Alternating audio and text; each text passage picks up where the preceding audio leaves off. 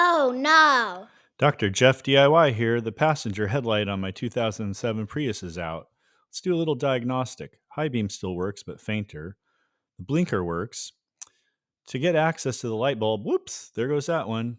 Got to take off these little plastic pins to get the cover off, which is just in front of the bumper. This little tool I got from Harbor Freight helps out a lot. Then you remove the plastic cover. And over here on the passenger side, you'll see this other piece of plastic that we're going to remove as well, just in front of the windshield wiper fluid container. And there's two plugs here in front of it as well, which I've wanted to remove just to get that wire out of the way to give more hand room. There you have that. And just under here is where the headlamp is. Here's the piece of plastic that you're going to remove, already off, but showing you the directions that you'll do. Take it off, turn it that way, towards your right when you're standing at the bumper, and towards the left to lock it in place when you're standing at the bumper. Here's a view of it close up. And now I'm going to take it off. And when I did, I accidentally pulled out the plug at the same time, which is fine. But man, look at all that corrosion. Gross. I'm going to clean it up with this electrical cleaner. I did this a few times, but this is just one shot of it, so you get an idea. Do it until you get all the gunk out. That'll help the connection. Here it is now, all cleaned up. And here's where the light is. So we're gonna get that. Got to get that little metal tab. It's kind of tricky because you can't see it at the time. There we go. Down.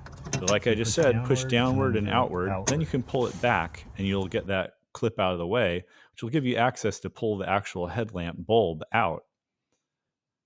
Here's the replacement, Sylvania 9003.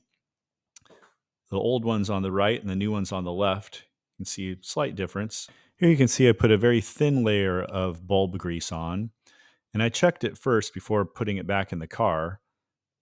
It would be a real shame if it didn't work after you got it all installed. Here I'm showing you that the horizontal tab goes on top and the two vertical ones are on the side. You can see it here as well. It took me a few tries to get this on, and you can see I kind of failed. Up there is where I should be going.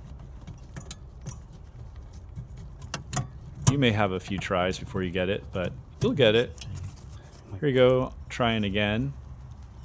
After looking at the video, then I had a better idea of where I was supposed to go. And you can see kind of by my hand there, I lift it up and over there.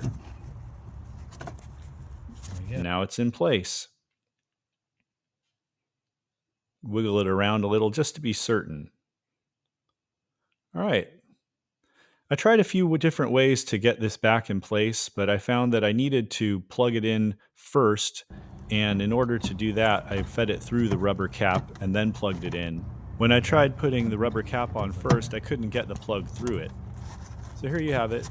Get the plug on there. Make sure you really have it on there. Second click did it. Now, it's time to put the cap on. It can be a little tricky because that wire is now fed through it. So you got to get it flush with the housing. You can see the arrow there. I had it in the pretty much right orientation. Get it up there against it and turn it. There you go. You can see the rubber sticking out a little. You could push it back in. Now it's just a matter of reversing all of the first steps. So you put the plugs back in place.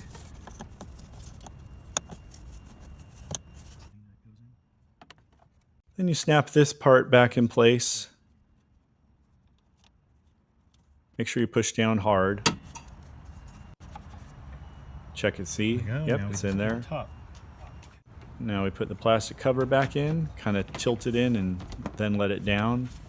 Then you replace all these push pins. Make sure you have it on there really well. Yep, wasn't quite on there yet. If you found this video helpful, please give it a like. Consider subscribing. This is Dr. Jeff DIY signing off. I'll see you the next time something breaks.